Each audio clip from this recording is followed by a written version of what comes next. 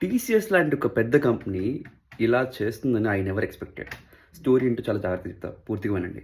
అయితే నిన్న ఒక లింక్డ్ఇన్ పోస్ట్ చూసా. ఆ పోస్ట్‌లో ఏం రాసుందంటే ఒక ఎంప్లాయీ బేస్డ్ ఆన్ ముంబై. ఆ అబ్బాయి 7 ఇయర్స్‌గా టీసీఎస్‌లో పనిచేస్తున్నాడు.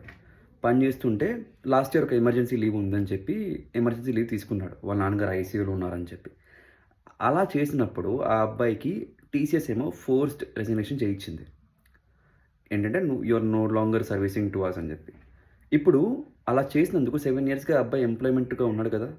TCS is supposed to pay gratuity to the employee. ఆ గ్రాట్యుటీ టీసీఎస్ పే చేయనుంది.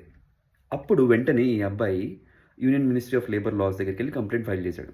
కన్స్యూమర్ ఫోరంలో. దట్ ఇలాగా టీసీఎస్ నాతో ఇలా చేసిందని చెప్పి.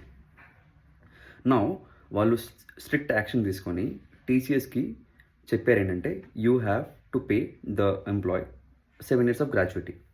అలాగా టీసీఎస్ పే కూడా చేసింది. Now why I'm telling this stories because మనకి తెలియాలి ఈ లేబర్ లాస్ మన గురించే ఉన్నాయి. మనం దాన్ని యూజ్ చేసుకోవచ్చు.